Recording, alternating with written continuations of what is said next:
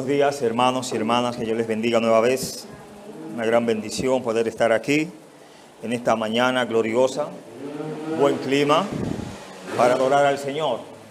Vamos a orar para ponernos a tono con Él. Oremos, Señor, gracias en esta mañana una vez más por permitirnos reunirnos como iglesia con la intención de glorificar tu santo y bendito nombre. Una vez más, aquellos que han puesto en su corazón estar aquí, tu gracia, tu misericordia, Señor, les pueda permitir llegar. Aquellos que están a la distancia, Señor, que tu palabra llegue a los corazones necesitados, a los corazones quebrantados, a los corazones humildes, Señor, y aquellos que reconocen que tienen hambre y sed de justicia, Señor, donde solamente usted le puede saciar esa hambre y esa sed de justicia. A los que ya estamos aquí, Señor, que tu gracia, tu misericordia nos acompañen, reconociendo de que solo somos un instrumento en sus manos y que solo usted nos puede dar la fortaleza del lugar para bien hacer tu obra. Señor, apelamos a la sangre de Cristo, que nos limpies, nos guardes una vez más, reconociendo los múltiples pecados e iniquidades que nos han abrazado hasta ahora. Nos volvemos a usted, nos arrepentimos de tantos males, Señor. Pedimos que solo tu gracia nos permita ser de bendición a tu iglesia, oh Padre, en el nombre de Jesús. Amén. Bien, hermanos, pueden sentarse. Hemos tenido una lectura de Epístola a los Romanos, y aquí el apóstol Pablo comienza hablándole desde el capítulo 1, verso 18, hasta el capítulo 2 y todos los libros siguientes acerca de aquellas personas que llevan una conducta moral y pudiéramos decir muy excelente. Vivir moralmente no es malo, pero vivir moralmente creyendo que de ahí se obtiene salvación no es bueno, ya que por las obras de la ley ningún ser humano será justificado ante Dios, nos enseña la Escritura.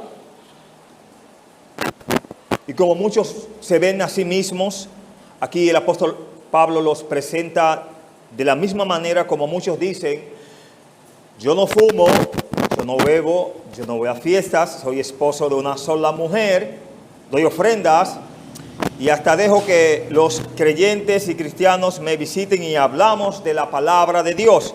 Hasta ahí todo muy bien. Pero en cuanto a salvación, eso no le sirve de nada al que no tiene a Cristo. Al que no tiene a Cristo solo le conviene y solo debe de hacer ¿qué?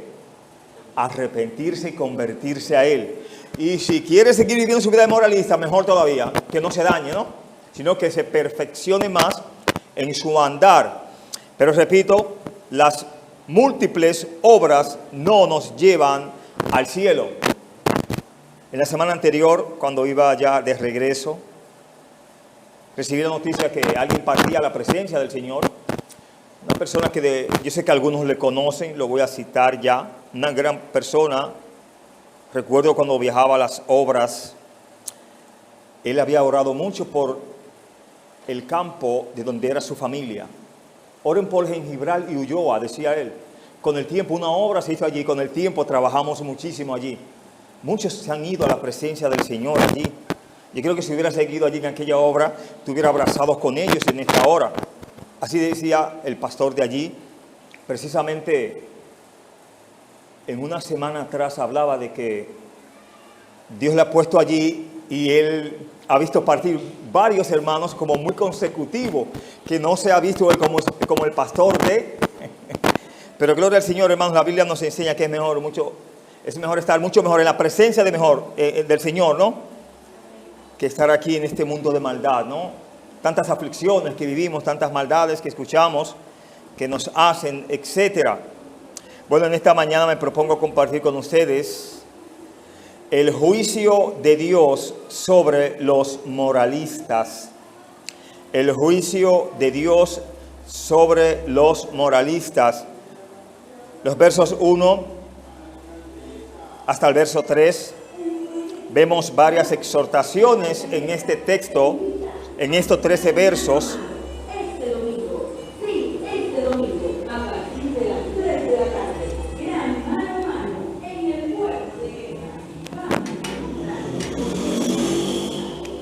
Los primeros 3 versos del capítulo 2 nos dicen: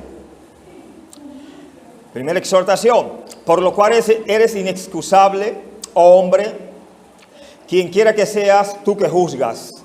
Pues en lo que juzgas a otro, te condenas a ti mismo, porque tú que juzgas, haces lo mismo. Mas sabemos que el juicio de Dios contra los que practican tales cosas es según verdad.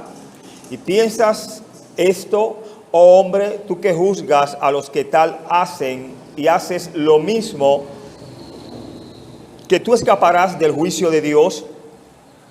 Una buena exhortación da el apóstol Pablo a aquellos que presentan excusa delante de Dios en cuanto a llevar su vida personal.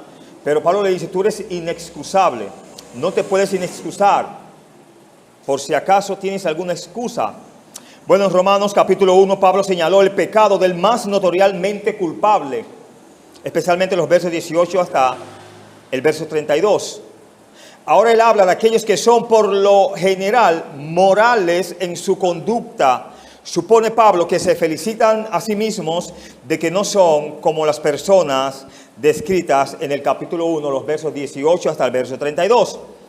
Un buen ejemplo de esta manera de pensar es la ilustración de Jesús, ¿de quién? Del fariseo y publicano que vemos en los evangelios. Si tomamos esas figuras de la parábola de Jesús, en Romanos 1, Pablo habló en el capítulo 1, versos 18 al 32, del publicano. Y ahora se dirige al fariseo, lo que vamos a estudiar del capítulo 2 de Romanos. Veamos allí. Vamos a ver estas dos conductas, personalidades, como usted lo quiera llamar. Lucas 18, 10 a 14, texto que lo hemos estudiado y se ha hablado mucho de esto. Lo tomamos desde el verso 9, San Lucas 18. Dice, a unos que confiaban en sí mismos como justos y menospreciaban a los otros, dijo también esta parábola. Dos hombres subieron al templo a orar. Uno era fariseo y el otro publicano. El fariseo, puesto en pie, oraba consigo mismo de esta manera. Dios, te doy gracias porque no soy como los otros hombres, ladrones, injustos, adúlteros, ni aun como este publicano. Ayuno 2 veces a la semana, doy diezmos de todo lo que gano. Mas el publicano, estando lejos, no quería ni aun alzar los ojos al cielo, sino que se golpeaba el pecho diciendo, Dios, sé propicio a mí, pecador. Os digo que este descendió a su casa justificado antes que el otro, porque cualquiera que se enaltece será humillado, y el que se humilla será enaltecido. Vemos dos personas con diferentes cualidades. Los dos son pecadores, sí o sí, pero uno se gloría en lo que hace y se autojustifica en lo que hace. Dice lo que hace. El otro no quiere ni alzar la voz ni mirar hacia el cielo, sino que se golpea el pecho reconociendo que es pecador, que no es digno de estar ahí, pero pide a Dios que le dé gracia y misericordia y que reconozca que Él está ahí humillado ante Él. Bueno, vemos claramente cómo Pablo relata a los dos hombres. Primero presenta desde el verso 18 hasta el verso 32 a uno, y desde el capítulo 2 en adelante presenta al otro. Vemos al fariseo en el capítulo 2, pudiéramos decir, y vemos al publicano en el capítulo 1, verso 18 al 32 de Romanos. La parte B dice del capítulo 2, pues en lo que juzgas a otro, te condenas a ti mismo.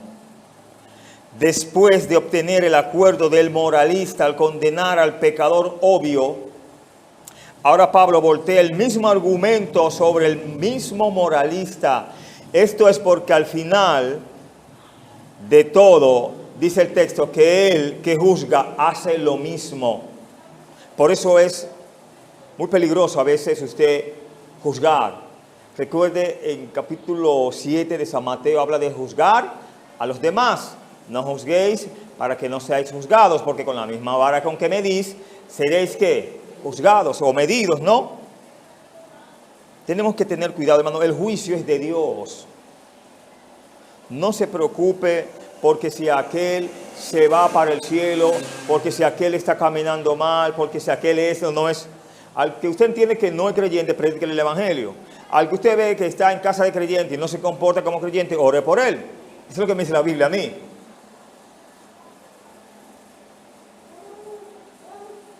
Tú que juzgas, haces lo mismo. Mientras juzgamos a otra persona, estamos apuntando a un estándar que está fuera de nosotros mismos y ese estándar nos condena a todos. No queremos que nadie caiga, no queremos que nadie peque. Pero cuando alguien peca, no mira al pecador, mírese a usted en su condición de pecador. ¿Y cómo se sentiría usted? Para que no pregunte, ¿cómo te sientes? ¿Cómo está? ¿Cómo te ha ido? Oye, le va a preguntar a uno que está sangrando, que está herido. ¿Cómo está? ¿Está herido? Mientras juzgamos a otra persona, estamos apuntando a un estándar que está fuera de nosotros mismos y ese estándar nos condena a todos, no solamente al pecador. Obvio, ya que tú conoces la justicia de Dios, como lo demuestra el hecho de que estás juzgando a otros, tú estás sin excusa, porque en el mismo acto de juzgar te has condenado a ti mismo.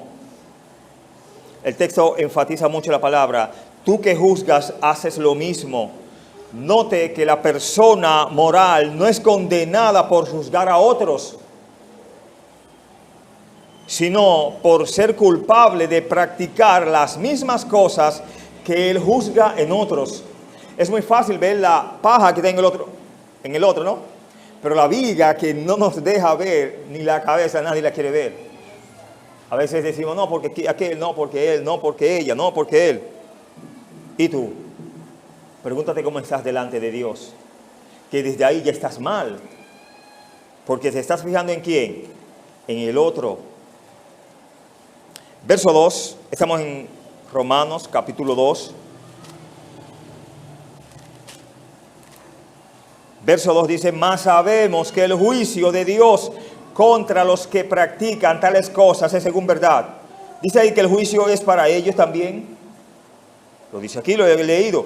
Mas sabemos que el juicio de Dios contra los que practican tales cosas es según verdad. Todo el que quiere practicar la moralidad y ver en otros las faltas y no verlas en sí mismo, el juicio de Dios es para ellos. ¿Qué idea nos da el apóstol Pablo aquí? Esto tiene la idea de según los hechos del caso, Dios juzgará y condenará ¿a quién? A la persona moral sobre la base de los hechos. ¿En qué base será juzgado todo ser humano? Tus obras. Algo paradójico. Somos salvos para buenas obras. Quiere decir que en las obras, en cuanto a la salvación, no tiene ningún fundamento, ya que somos salvos para buenas obras. Pero en contraste seremos condenados por nuestras malas obras. ¿Entiende la idea? Paradójico, ¿no? Seremos juzgados por el pecado que mora en ti y en mí. Por pecadores. Y pecados habla de malas obras. Obras infructuosas. El punto es hecho claro. Si la persona moral es tan culpable como el pecador obvio, hay una interrogante en el verso 3.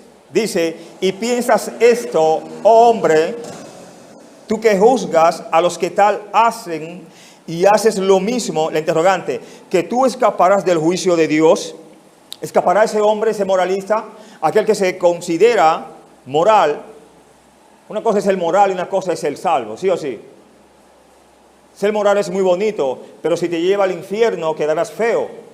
Es mejor ser feo y haber aceptado a Cristo. Ser un inmoral que ha aceptado a Cristo. Un pecador que buscó de Cristo, que terminará en la gloria.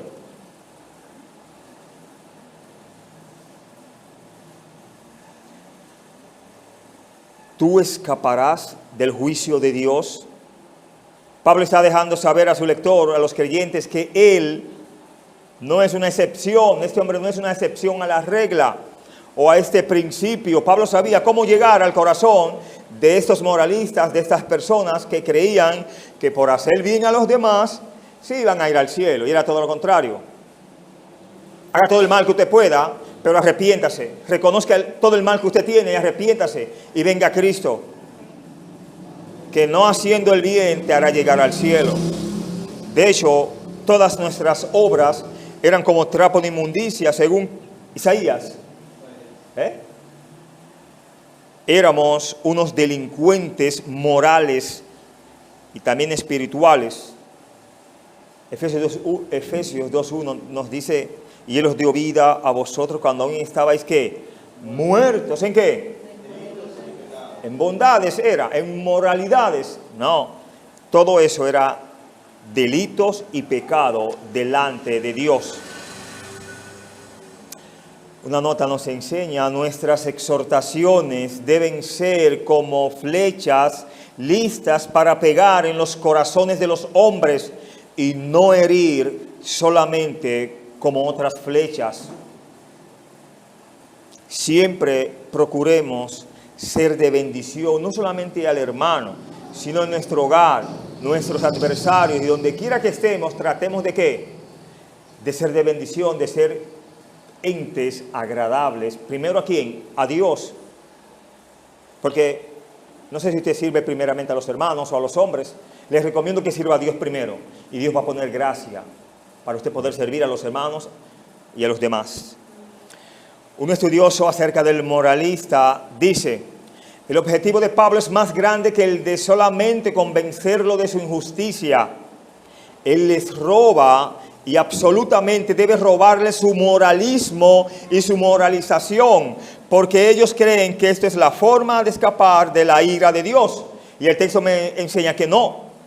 Acabamos de leer en el verso 3: ¿y piensas esto, que tú escaparás del juicio de Dios? Verso 4, verso 5, vemos en esta exhortación: el juicio de Dios es anunciado contra el moralista. Verso 4, verso 5: o menosprecia la riqueza de su benignidad, paciencia y longanimidad, ignorando que su benignidad te guía al arrepentimiento, pero por tu dureza y por tu corazón no arrepentido, atesoras para ti mismo ira para el día de la ira y de la revelación del juicio, del justo juicio de Dios. ¿Qué es lo que en sí tiene el moralista en su corazón? Lo acabo de leer. Dicen ahí, verso 5: pero por tu dureza y por tu corazón no arrepentido, ¿atesora qué?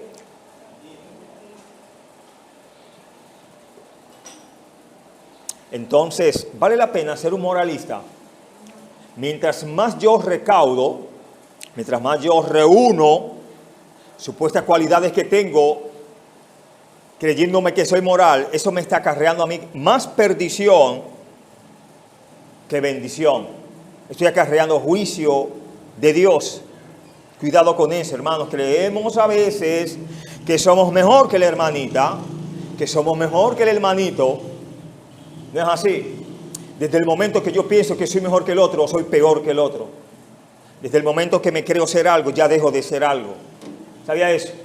Desde el momento que creo que soy útil para la obra, ni inútil vengo a ser, porque Dios me manda a hacer las cosas y a considerarme inútil. O sea que en inútil está bien, pero cuando me creo útil, ni a inútil llego. Qué terrible es este camino, ¿no? Cuando me gustaría ser el más grande de todos, no puedo no tengo quizás la gracia de entrar ni al cielo. ¿Por qué, hermano? Porque allá no entran los grandes, allá entran los pequeños, los que se hacen pequeños. Todos los grandes hombres de la historia no se arrepintieron. Herodes era un hombre muy grande, muy poderoso. Pilato era lo más grande delante de Jesús. Se vio ahí, quizás Pilato más grande, Jesús más pequeño. Pero entró el pequeño en la presencia de Dios, está a la diestra de Dios. Y el grande se fue ¿hacia dónde? Hacia lo más bajo. Qué contraste esto, ¿no? Recuerdo, lo voy a decir para vergüenza mía. Quizá lo dije en ese momento, o carnalmente o para edificación. Usted juzgue, con cuidado. Estaba en una congregación y estaba llena la congregación. El pastor de la congregación habíamos hablado, tremendo hermano, amigo, y se estaba ayudando a los que no habían alcanzado asiento en la parte normal. Se estaba llenando la iglesia de sillas. Y él me dijo, venga hermano, porte. Y yo, no, dásela una visita, no hay problema. Y yo creo que ni me la brindó. Me dijo, tú te quedas afuera porque tú eres de aquí. Y como tú vienes de guerra, yo no quiero tener problema contigo. Y siempre bromeamos. Ok, pasa el momento y alguien me dice, hay varios afuera. Y dice, venga usted hermano, entre para que se siente. Y yo, está bien, me voy a quedar afuera. Estaba muy caliente dentro también. O no estaba tan agradable. Tenía aire en la iglesia. Y él comienza como a relatar su estatus de la iglesia. Yo lo conozco, él me conoce, él me ha visto predicar allá también, pero a veces nos hacemos de que no nos vemos ni nos conocemos. Yo sigo la misma línea. Yo no tengo problema con eso. Si usted me ignora, yo no me voy a sentir mal. Yo doy gloria a Dios. Bueno, una oración más que tengo que llevar a mis rodillas. Y él dice, no, porque yo soy diácono. O sea, me está dando órdenes en un sentido. Todo el que está ahí mira. Y dice, oh, qué extraño que está hablando con el hermano. Le digo para vergüenza mía. Yo le digo, yo soy pastor, señor diácono. Un silencio entre todos ahí. Y me disculpa. Entonces, a lo poco, veo que la hermana, la esposa del pastor, creo así, venga hermano ahora.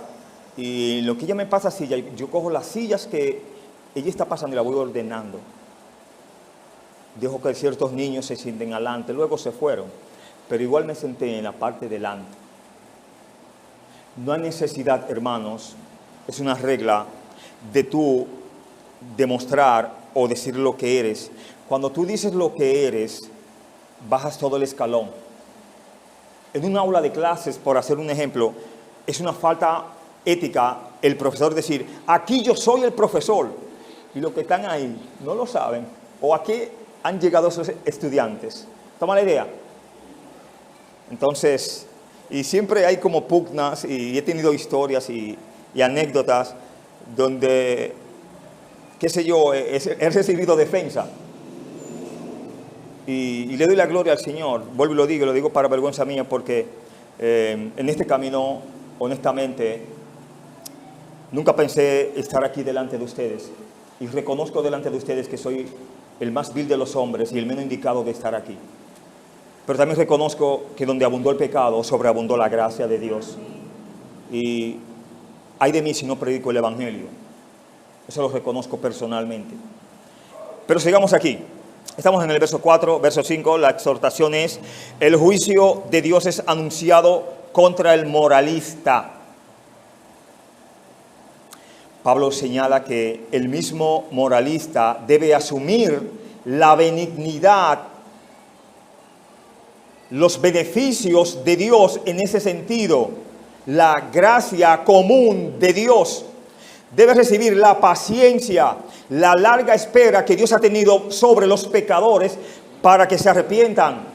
¿Qué se cree? Pero también la longanimidad, lo extensivo que ha sido Dios para con el pecador. No ha alargado su misericordia sobre todos nosotros. ¿Y quién de nosotros aquí, de los adultos, se convirtió a los 10 años? No hay manos arriba, ¿no? Nos arrepentimos y nos convertimos cuando quisimos. Y Dios hablándonos del principio. No me diga usted que el evangelio de una u otra forma no le llegó. Por su abuela, por un tío, por un vecino, por un hermano, por un contrario. Siempre ha habido evangelio, hermanos. Siempre ha habido iglesia. Alguien muy pequeño, hablando de pequeños, y hemos hablado un poco de pequeños, me preguntó en días pasados, y hoy no hay iglesia. Habían adultos ahí. Yo les respondí, siempre habrá iglesia. Siempre hay iglesia. Porque yo no vaya a la iglesia no va a dejar de hacer su culto. No ha de haber alabanza a Dios. Usted y yo somos los que nos detenemos. La iglesia sigue su rumbo y su curso por los siglos de los siglos, hermanos. Crea eso. Ah, no, porque no hay quien predique, que no hay quien predique. No vas tú a ir a escuchar o a predicar. Lo que más hay es predicación de la palabra de Dios por múltiples medios. Repito, Pablo señala que el mismo moralista debe asumir la benignidad, le explicamos, habla de sus beneficios, de su gracia común, paciencia, larga espera de Dios para con el hombre, longanimidad, la extensiva espera de Dios para con el pecador. El mismo moralista debe asumir de Dios las cuales deberían llevar al moralista a un humilde arrepentimiento en lugar de una actitud de superioridad. Eso sí nos gusta, ser el primero, ¿no? Ser superior a otros. Llegamos de tercero y queremos de primero. Atiéndame a mí. A veces es también algo paradójico, usted me corrige. Por lo regular, el que llega primero, en caso de que el que llega tercero lo quieran atender, el primero no se molesta. Pero el que está en tercer lugar, sí se molesta cuando está en primero y ese está en tercero, quiere el servicio. Toma la idea. Hay que tener suerte para todo. En ocasiones he estado en fila y han llegado otros y dicen, yo quiero tal cosa. Y dice el que está ahí, déjame despacharlo primero a él. Y yo, no hay problema, si no se puede parar conmigo, yo me retiro. Porque yo solicité el servicio. O sea, el asunto es lo justo. ¿Qué es lo justo? Que el que llega primero, le sirvan primero. Ahora, hay casos a las reglas. Usted sabe que en caso de embarazada, en caso de convaleciente, anciano y un sinnúmero de cosas, tienen la preferencia. Pero mayormente ese no pide preferencia. Ese se acerca con su malestar, cojeando y espera. Y eso hace que tú seas conmovido. No, pase. Eso es lo que debe de hacer alguien que conoce al Señor. Pero a veces nos portamos muy mal. Benignidad, un poco más acerca de esta palabra. Definimos benignidad. Podría ser considerada la bondad de Dios con nosotros en cuanto a nuestros pecados pasados. Él ha sido bueno con nosotros porque aún no nos ha juzgado, aunque lo merecemos. No tenemos causa nosotros para ser juzgados ya hace mucho y ser condenados y ser mandados al lugar de fuego. Pero Dios en su larga espera, en su benignidad, en su longanimidad y en su paciencia nos ha mostrado su gracia, su salvación. Paciencia, definimos. Podría ser considerada la bondad de Dios con nosotros en cuanto a nuestros pecados presentes. No pecamos en el presente, más que lo que pasó en el pasado. En este mismo día, y así es, esta misma hora, nos hemos quedado cortos de su gloria, pero Él retiene su juicio contra nosotros. Longanimidad, definición. Podría ser considerada la bondad de Dios con nosotros en cuanto a nuestros pecados futuros. Él sabe que pecaremos cuándo, hermanos. Ya hablamos de hoy, ¿no? Pero también mañana y al día siguiente. Pero retiene su juicio contra nosotros. Considerando todo esto, no es sorpresa que Pablo describe estos tres aspectos de la bondad de Dios con nosotros como riquezas.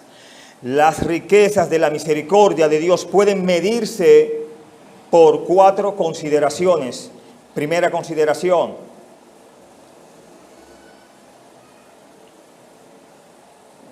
su grandeza. El hacer mal a un gran hombre es un gran mal. Y Dios es el más grande de todos, pero Él muestra misericordia. Su grandeza. Al hacer mal a un gran hombre es un gran mal y Dios es el más grande de todos, pero Él muestra misericordia. Segundo, su omnisciencia. Si alguien conociera todos nuestros pecados, ¿cree usted que mostrarían misericordia? Un mortal que tuviera la capacidad de corregir el pecado en otros. Si no, honesto usted, o honesta, usted tiene a alguien contraria y Dios le dice, tú tienes el poder para juzgar. Mira a ver si tu contraria o tu contrario está bien delante de mí. Usted ni va a medir eso. Usted sin el medidor lo va a destruir. Porque usted sabe que es un pecador. Y no hay que medir el pecador. Mucho menos el pecado. Su poder. Algunas veces los males no son arreglados debido a que están fuera de nuestro poder. Pero Dios es capaz de resolver todos los males en contra de Él. Sin embargo, Él es rico en misericordia. El que nos puede destruir, el que nos puede castigar, el que nos puede juzgar, no lo hace. Y teniendo toda la facultad de hacerlo, decide tener paciencia, longanimidad y bondad. El objetivo de su misericordia, un simple hombre, mostraríamos misericordia. Usted, cuando una hormiga se le pega, vamos a ver en el brazo, ¿no? Que la puede agarrar, o en el pie, o en el brazo, ¿no? Usted la sopla para que se vaya. Usted quisiera que esa hormiga tuviera cuerpo para usted exprimirla. ¿Sí o sí? Así somos. El objeto de su misericordia, un simple hombre, alude a mujer también, y el interrogante dice, ¿mostraríamos misericordia a una hormiga? Sin embargo, Dios es rico en misericordia. Usted pudiera decir, sí, pero es una cosita muy pequeña, hermano. Yo te pudiera decir, sí, pero me picó durísimo. Es bueno saber cuán grande es la bondad de Dios, pero es un pecado presumir sobre la gracia de Dios y fácilmente llegamos a creer que la merecemos. Es un peligro esto, hermanos, presumir la gracia de Dios. Mira cómo es que se llama gracia, que no es más que un favor inmerecido, o sea, que yo no lo merezco, pero que tú tampoco lo mereces. Los hombres ven muy a menudo la paciencia y longanimidad de Dios como una debilidad de Él. Hay muchos dichos de los hombres y más de pecadores, osan decir esta oración, si hay un Dios en el cielo, que me mate. Osan decir, cuando esto no sucede, ¿qué dicen ellos? Ves que no hay Dios. En ese sentido, los hombres malinterpretan la paciencia y longanimidad de Dios como su aprobación y ellos se rehúsan a arrepentirse. Recuerden en aquel momento cuando el pueblo de Dios peca con Dios y se va a la idolatría haciendo que un becerro de oro. Moisés era un hombre manso, ¿no? Dios lo había llevado allí a ser manso, prudente, hombre de oración. Moisés en su oración le dice que le raiga del libro de la vida. Moisés pensó que un simple cordero o un simple cabrito o cabrita no era suficiente para aplacar la ira de Dios. Él tampoco tenía facultades para morir por el pueblo. Dios se lo dijo claramente. Al que pecare contra mí, a ese raeré yo del libro. Y más adelante, Dios juzgó a todas esas personas. Hubo una gran mortandad. Recuerde que la orden era ceñir su espada. ¿Contra qué? Contra su hermano. Y murieron unos cuantos. En ese sentido, recuerde, Dios le recuerda a Moisés, al que él tuviese misericordia, se iba a compadecer. Tendré misericordia del que tenga misericordia y me compadeceré del que yo me compadezca. Hasta ahí Moisés. Mira que hablaban cara a cara. Decían, tu pueblo está prestado a la maldad, tu pueblo ha injuriado, tu pueblo, etc. Pero Dios le enseñó a Moisés que lo que le pertenecía a Dios, ningún hombre podía interceder por eso. Moisés pudo ser un buen legislador, un buen líder, pero un mediador entre Dios y los hombres no lo era. Él pudo ser un mediador entre el pueblo para con Dios. Es diferente. Bueno, quiero leerle un párrafo a ver si podemos entender un poco de esto acerca de la benignidad de Dios, la bondad de Dios, la longanimidad de Dios.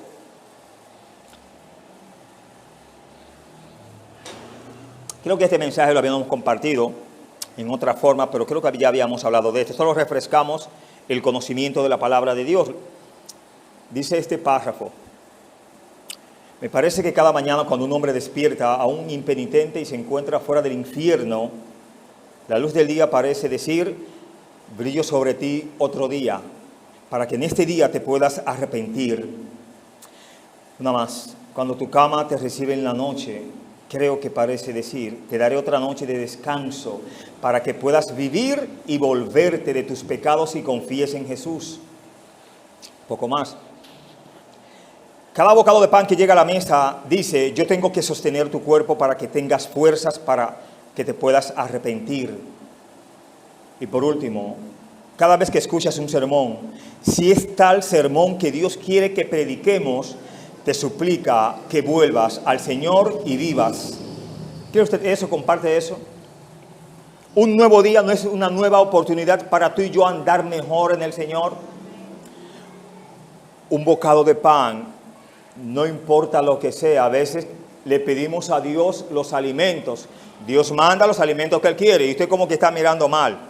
Usted no tenía, Dios le está dando lo que Él quiso darle y usted no está dando gracias a ello.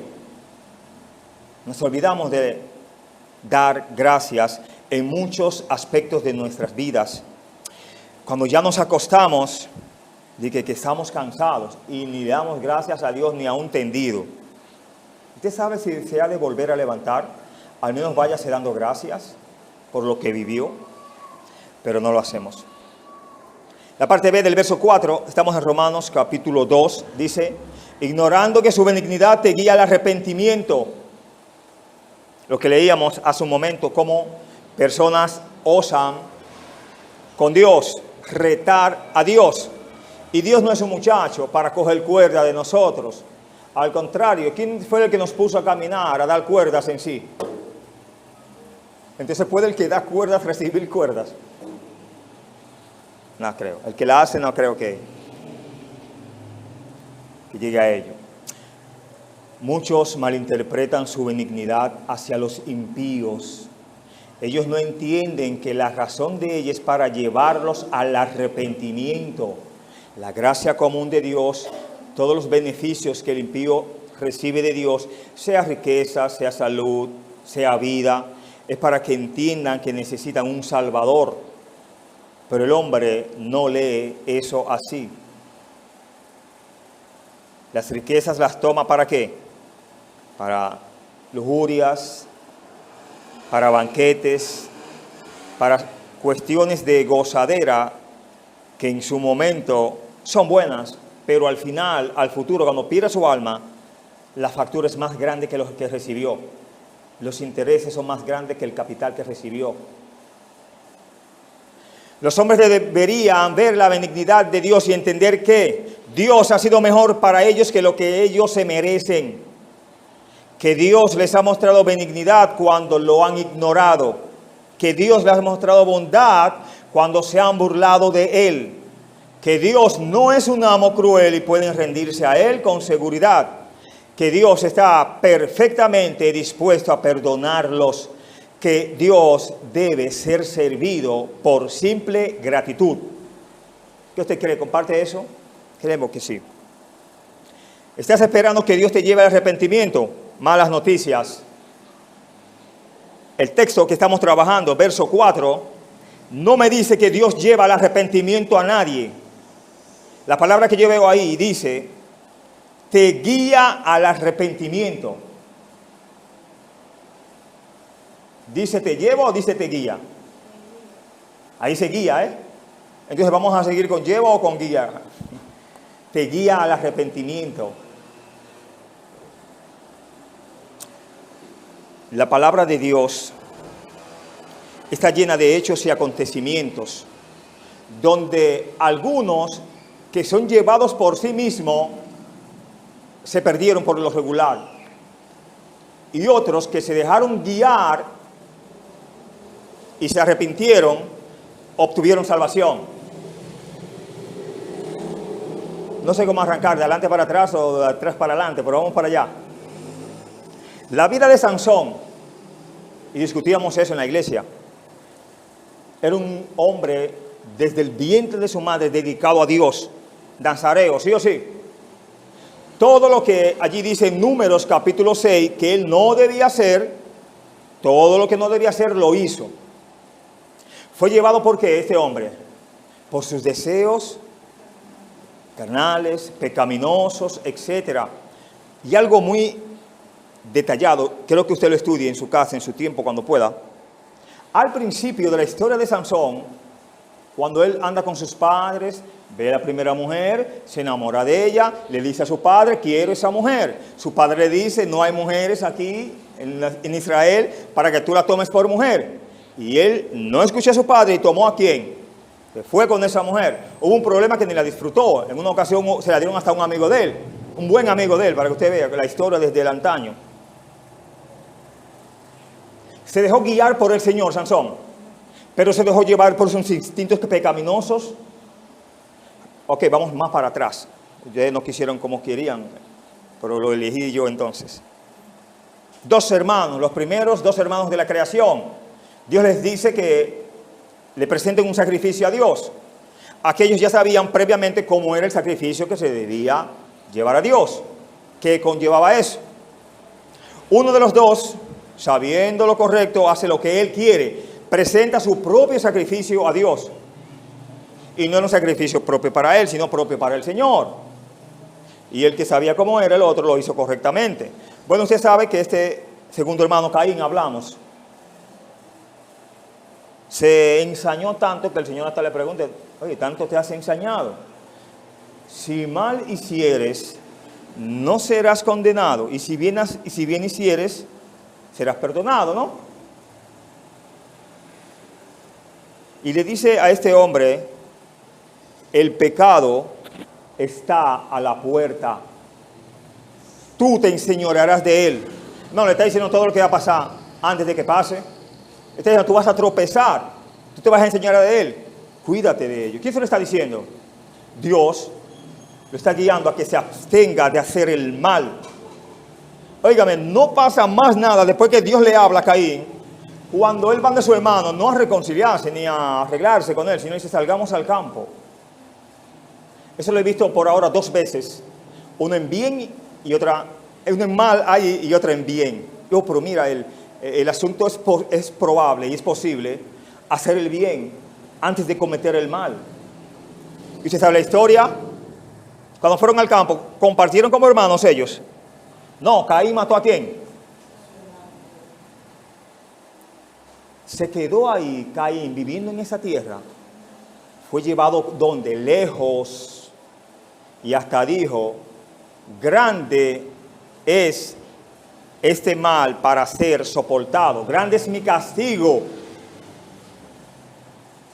Otro momento donde vemos que alguien le dice a otro, vamos al campo, son 2 tremendos amigos. Se lo dice un príncipe a un posible rey o a un rey subsiguiente o siguiente. Jonatán se lo dice a David. ¿Recuerdan la historia?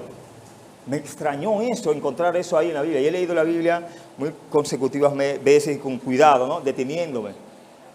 Y uno de los dos le dice, salgamos al campo. Me parece que es el mismo Jonatán. Y más adelante, por el Espíritu Santo, Jonatán dice de sus labios, cuando tú seas rey, yo seré tu capitán. No borres de la casa de mi padre mi nombre. David no solo se lo juró a Jonatán, sino se lo juró a Saúl mismo, cuando en una cueva estaba, y le cogió su lanza, y yo creo que la vasija de tomar agua, se la llevó de aquel lado, ¿no? Y vocea. Y dice que no conoce quién es David. Y el capitán le dice, hijo mío, ¿quién eres tú que voceas? Y dice, Abner, tú debieras de estar muerto, porque no cuidaste la honra del rey. Aquí tengo yo su lanza y su vasija de beber. Manda a buscarla con un criado, que yo no levantaré mi mano contra un ungido de Jehová. ¿Sabe qué le dice Saúl? Que está en calidad de enemigo, porque lo estaba persiguiendo. Más justo has sido tú que yo, que teniéndome en tus manos, me protegiste. Así seas tú delante de tus enemigos. Mire qué contraste. Un enemigo le está deseando bien a aquel hombre que no tenía a Saúl como su enemigo. Más de 2 veces Dios le puso a Saúl ahí. El texto dice allí que Dios puso un sueño bien grande entre todos. Hay que ser muy guapo para usted ir donde el enemigo, entrar a la casa de su enemigo, él estar armado y usted hacer tantas cosas, él tener seguridad ahí. Hermanos, cuando tú y yo estamos en las manos de Dios, nada puede llegarnos a nosotros, hermanos. Dios nos cuida y nos cuidará siempre, aún más allá de la muerte. Pero sigamos aquí, verso 5, Romanos capítulo 2. Pero por tu dureza y por tu corazón no arrepentido atesoras para ti mismo ira para el día de la ira y de la revelación del justo juicio de Dios. Pero antes de ahí, citamos las historias, ¿no? Y hay otras más. Una tercera, por favor. Hubo uno que caminó con su maestro, creyó al maestro, pero traicionó al maestro. Judas fue llevado con mucho rencor, llevado por la angustia del remordimiento por lo que había hecho al traicionar ¿a quién? A su Señor. Entonces compactamos la idea. La Biblia nos enseña que Caín fue llevado lejos como un fugitivo y un vagabundo cuando él mató a su hermano justo Abel. Judas fue y se colgó al ser llevado por la angustia y el remordimiento debido a lo que había hecho al traicionar a su Señor. Pero el más dulce y el mejor arrepentimiento es aquel que viene no por llevar, sino por dejarse atraer de la benignidad de Dios, la cual nos guía al arrepentimiento. No, ninguno de nosotros fuimos al Señor. La Escritura nos enseña, porque no me elegisteis vosotros a mí, sino que yo os elegí a vosotros. Los discípulos, ninguno se eligieron al Señor. Por defecto, el Señor le decía, sígueme, ven conmigo, etc. Otros veían del Señor y le hablaban del Señor a otros y entonces eran atraídos. Y una regla que no debemos olvidar es que nadie llama Señor a Jesús sino por el Espíritu Santo. Si no, pregúntele a Pablo cuando fue embestido.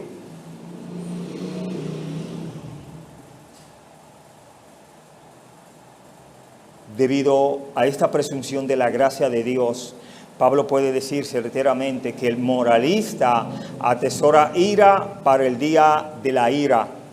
El moralista piensa que atesora méritos con Dios cuando él condena a los pecadores a su alrededor. Pero en realidad, ¿qué hace? Atesora ira. Él está atesorando la ira de Dios. De manera como los hombres añaden a su tesoro riquezas, así tú añades a los tesoros del castigo. La Escritura nos enseña que el corazón del hombre estará ¿dónde? O la riqueza del hombre estará su corazón, al inverso o al derecho, como usted lo crea. Hay personas que les gustan, por así citarlo, los negocios. Y les gusta, esa es la vida de ellos, negociar. Otros les gustan el deporte, otros les gustan la milicia. Pero es de extrañarse que nos guste estar en las cosas de Dios entonces. Donde están nuestros tesoros, allí estará nuestro corazón. Y eso dice mucho de nosotros.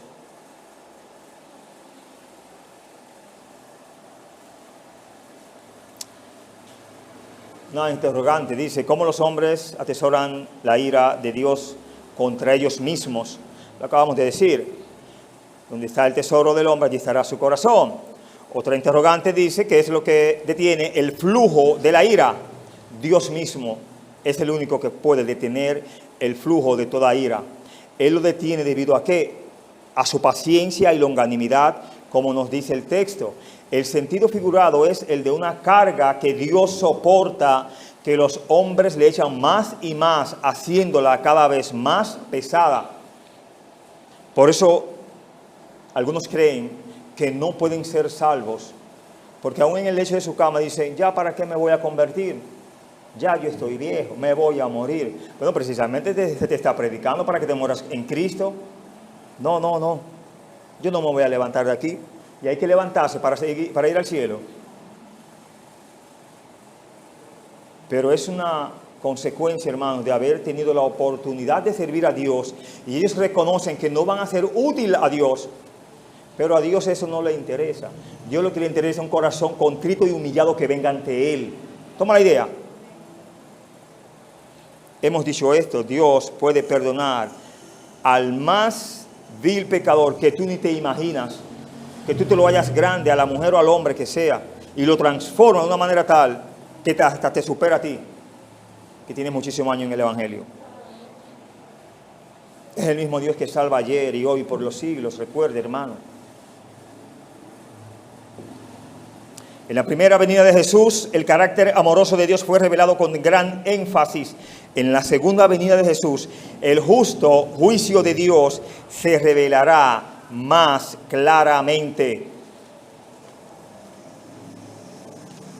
La tercera exhortación habla, Dios juzgará al moralista. Explicamos lo que dice el verso 6, el cual pagará a cada uno conforme a sus obras.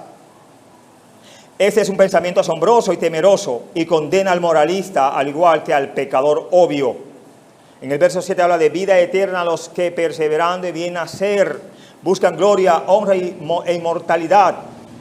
Si hubiera uno que realmente hiciera el bien en todo momento, podría ganarse la vida eterna por su propia cuenta. Pero no hay realmente ni uno.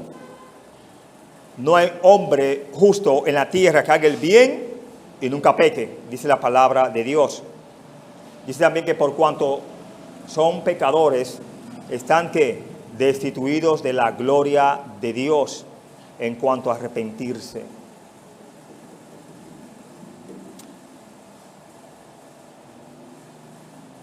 Porque todos de alguna u otra manera han sido o van a ser, como dice el texto, contenciosos y no obedecen a la verdad, sino que obedecen a la injusticia.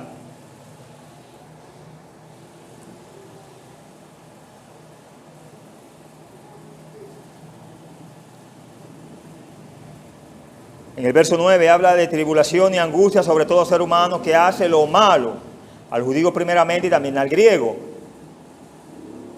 Debido a que todos quedan cortos de este estándar de la bondad constante de Dios, la ira de Dios vendrá sobre todo aquel que hace el mal, sin importar si es judío, si es gentil, si es griego, si es lo que sea. El juicio de Dios es para todo, universal. Este juicio, claro, estaba bien al judío primeramente. ¿Por qué? Por la razón de que si ellos son los primeros en la fila para el Evangelio, como dice Romanos 1:16, porque no me avergüenzo del Evangelio, porque es que poder de Dios para salvación, al judío primeramente y también al griego. Este juicio viene al judío primeramente, repito, si ellos son los primeros en la fila para el Evangelio, como bien hemos dicho de Romanos 1:16, y los primeros en la fila para la recompensa, según Romanos 2:10, entonces ellos también son los primeros en la fila ¿para qué? Para el juicio de Dios. Todo es de primero para ellos. Tanto lo bueno, si recibieron al Señor, tanto lo malo como si desafiaron y rechazaron al Señor. La palabra tribulación viene de la idea hervir, de hervir, así teniendo el significado de un arranque apasionado. La palabra angustia viene de la idea de una inflamación que eventualmente revienta y se aplica más al enojo que precede de la naturaleza fija de Dios. Los versos 11 hasta el verso 13 vemos la tercera o la cuarta y última enseñanza, el principio de imparcialidad de Dios. Verso 11 hasta el verso 13 dice, porque no hay acepción de personas para con Dios, porque todos los que sin ley han pecado, sin ley también perecerán. Quizás no hubo ley en un momento para ciertas naciones, tribus y lenguas, pero todas esas ciertas naciones, tribus y lenguas tenían una conciencia de que Dios existía y ellos decidieron honrar a otros dioses. Nadie honra lo que no conoce. Aunque sean dioses falsos, el hombre insiste en hacer lo que quiere. Debido a que todos quedan cortos de ese estándar de la bondad constante de Dios, repito, la ira de Dios vendrá sobre todo aquel que hace el mal, sin importar si son judíos o gentiles.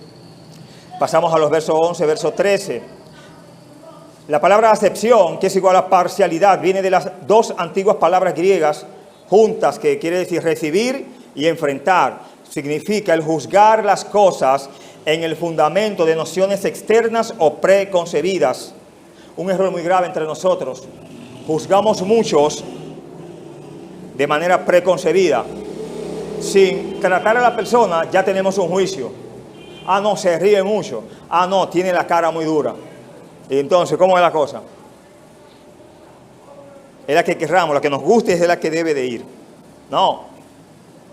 Algunos antiguos rabinos enseñaban que Dios mostraba parcialidad hacia los judíos. Ellos decían, Dios juzgará a los gentiles con una medida y a los judíos con otras. Ya te puedes idear, ¿eh? Quiénes se creían buenos y quiénes se creían que eran los malos. El justo juicio de Dios no es detenido porque alguien ha escuchado la ley. Es detenido si alguien en verdad hace la ley. El judío o la persona religiosa puede pensar que es salvo porque él tiene la ley. Y no es así. Es detenido si alguien en verdad hace la ley. El judío o la persona religiosa puede pensar que él es salvo porque él tiene la ley, pero la ha guardado. El gentil puede pensar que es salvo debido a que él no tiene la ley, pero ha guardado la ley, la ha guardado lo que le dicta su propia conciencia.